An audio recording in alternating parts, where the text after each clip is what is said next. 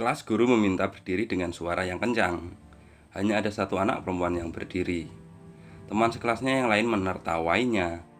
"Dia kenapa? Kumat lagi, sangat menakutkan." Tapi mereka tidak tahu, di depan beneran berdiri satu orang. Melihat tampangnya berubah, lalu berpindah ke depan, anak perempuan itu langsung mengeluarkan payung yang ada jimatnya.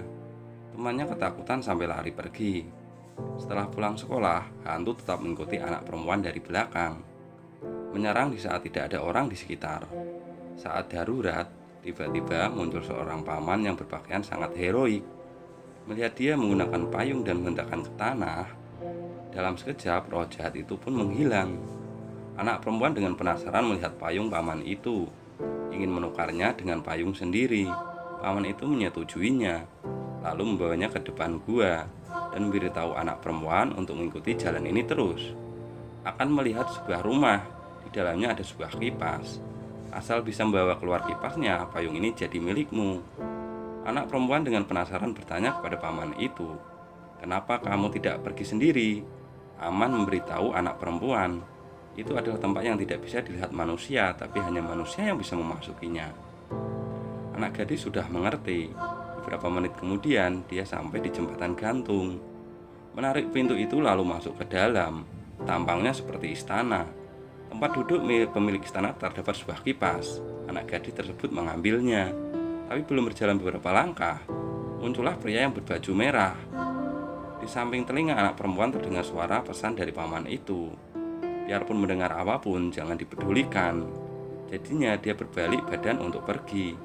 Malah diangkat oleh pria itu. Anak gadis tetap berpura-pura tidak mendengar apa-apa. Sayangnya tetap ketahuan oleh pria itu. Di bawah ancaman pria itu, anak gadis menceritakan kesepakatannya dengan paman itu. Pria itu memberitahu anak perempuan itu paman itu adalah siluman. Jika membawa kipas ini keluar akan berubah menjadi tengkorak. Pria itu berjanji akan menjaganya, tapi dia harus meniup lilin itu. Anak perempuan mengambil penutup lilin itu. Di saat sudah mau ditutup malah berhenti. Dia tahu jika pria itu tidak bisa mengerjakannya sendiri sehingga minta tolong padanya. Dia meminta pria itu untuk berjanji akan melindunginya dengan baik. Jika tidak, jangan berharap dia akan meniup lilinnya. Pria itu berjanji pada anak perempuan, hanya menyebut namanya Sun Wukong, langsung akan sampai di sampingnya untuk melindungi dia. Melihat dua orang menempelkan telapak tangan, janjinya tidak akan terhancurkan oleh selamanya. Diikuti oleh lilin yang mati satu persatu. Rantai di tangan Wukong berubah menjadi abu. Dia yang sudah keluar menjetikan jarinya terhadap anak perempuan itu. Satu bola terang terbang keluar dari otaknya. Ini adalah ingatan tentang nama Sun Wukong. Kali ini anak perempuan tidak akan menyebut namanya selamanya. Di saat Sun Wukong mengatakan dirinya sangat pintar, satu hantu jahat memberitahunya Tan Sang Zhang terlahir kembali di dunia. Sekumpulan anak kecil bermain di depan pohon besar. Anak perempuan juga datang, tapi malah ditolak dengan tanpa perasaan. Tangannya tergores, darahnya juga kuat mengundang hantu jahat yang ada di pohon. Dia membohongi anak perempuan untuk main bersamanya. Pada saat bersamaan, nenek yang sudah meninggal datang menarik kembali anak perempuan itu dan mengingatkan anak perempuan, lain kali jangan membiarkan lukanya terekspos. Inilah kekuatan Zhang Zhang.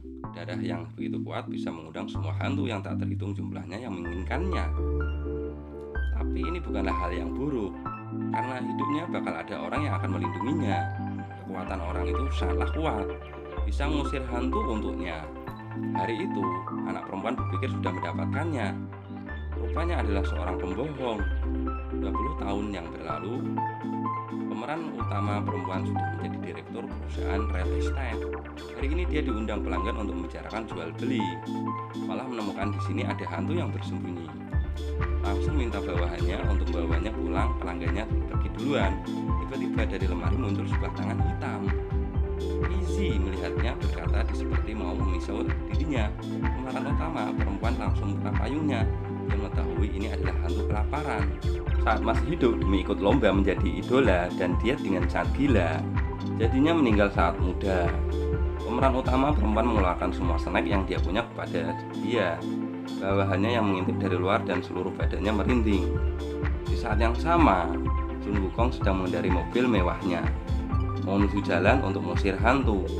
25 tahun ini, dia demi bisa kembali ke surga, selalu tertarik di dunia pengusiran setan. Hari ini yang mau dimusnahkan adalah hantu boneka. Hantu seperti ini biasanya batin utamanya terletak di salah satu barang di rumah itu. Melihat Sun Wukong menghancurkan satu persatu, hantu boneka ketakutan. Bersedia menggunakan info yang sangat rahasia untuk mengganti balik nyawanya itu. Dia memberitahu Sun Wukong Sanjang terlahir kembali lagi di dunia ini dan memamerkan dirinya sendiri di badannya, meninggalkan bekas darah yang mirip seperti ini. Saat ngomong sambil mengontrol batin utamanya yang di belakang untuk menyerang, Wukong memukul dengan sekali pukulan. Tapi masalah Sanjang membuatnya tak bisa melepaskannya. Hari ini dewa yang bertugas atas kinerja dan beritahu Wukong masuk ke surga belum pasti. Wukong mengamuk. Dia teringat Sanjang hanya memakannya membuat tidak ada lagi yang bisa mengurusinya. Malam harinya, pemeran utama perempuan yang sudah pulang rumah berencana untuk mandi lalu tidur. Satu hantu boneka diam-diam di samping melihatnya. Pemeran utama perempuan merasa ada yang aneh, langsung mengambil payung itu.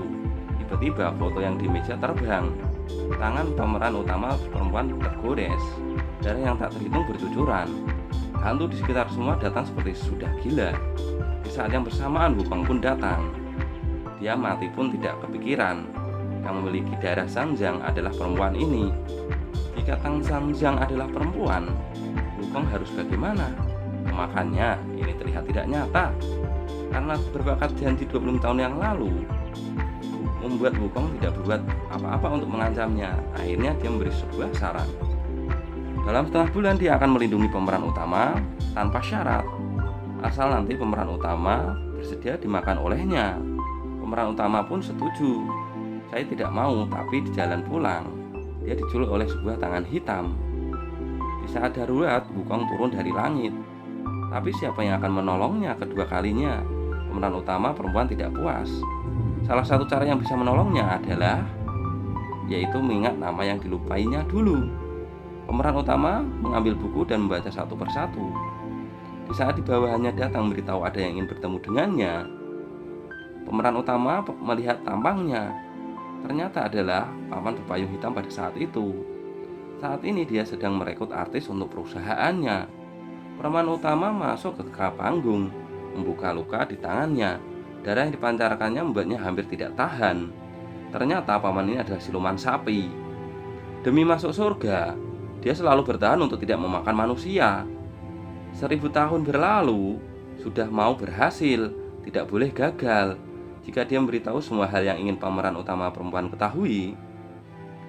Namanya Sun Wukong, tapi pemeran utama perempuan bahkan tidak ingat sama sekali. Selagi tertetesan ingatan itu tidak kembali, akan selamanya seperti ini. Jadi siluman sapi itu membawanya ke kedai sampah, membeli sebuah barang ajaib bernama Jin Guzhou. Asal dipakikan ke Sun Wukong, maka akan mendengar perkataan pemeran utama itu. Malam ini pemeran utama mengajak Sun Wukong keluar. Berkata jika berkencan dengan dirinya maka akan memenuhi keinginan Sun Wukong itu. Saat berpisah memberinya Jin Guzhou. Tapi belum sempat menggunakannya, di saat keingatan pengusiran setan, ditarik masuk oleh hantu liar masuk ke dalam sebuah lukisan. Setelah mengetahui Wukong jadi gelisah. Daging yang sudah didekat tidak boleh hilang. Jadi dia ikut masuk ke dalam lukisan itu. Di sana dia menemukan pemeran utama perempuan itu. Dua orang bagaimanapun tidak bisa keluar dari lukisan itu. Ternyata lukisannya sudah dibakar siluman sapi. Dia tidak senang melihat Sun Wukong bukan hanya beberapa hari saja. Membantu pemeran utama perempuan mengambil Jin Guzhou juga mengontrol Sun Wukong. Situasi mendesak. Sun Wukong memanggil kembali tetesan ingatan itu. Dia menggunakan semua tenaganya untuk mengeluarkan pemeran utama perempuan itu dari lukisan. Dan begitu jika pemeran utama perempuan dalam bahaya dan memanggil nama Sun Wukong, dia juga akan keluar. Tapi dia sepertinya menganggap kedudukannya di hati pemeran utama terlalu tinggi. Pemeran utama perempuan sama sekali tidak bermaksud mau menolongnya. Sampai di saat bertemu dengan bawahan Wukong, dia baru tahu semuanya. Ternyata Wukong sudah mengetahui kegunaan Jin Guzhou, tapi tetap memakainya. Dia hanya mencari alasan untuk melindunginya. Pemeran utama yang sudah mengerti semua ini Dia menggunakan pisau menyayat tangannya sendiri. Darahnya mengundang hantu jahat yang tak terhitung jumlahnya. Hanya melihat pemeran utama menjerit menghadapi langit. Sun Wukong, Sun Wukong, Sun Wukong. Pahlawan yang hanya miliknya pun muncul kembali. Nah, itu tadi teman-teman rangkuman Sun Wukong versi Korea. Bagaimana menurut Anda? Bagaimana kisahnya? Menarik toh? Oke, bagaimana? Apa yang bisa Anda petik dari hikmah semua ini? Yaitu janganlah berdusta ya. Lalu jujur, jangan selalu bohong. Lindungi kekasihmu, temanmu dengan sekuat tenagamu. Oke, semoga bermanfaat. Saya Lanang Jagat, pamit undur diri. Assalamualaikum warahmatullahi wabarakatuh. Dadah. See you later.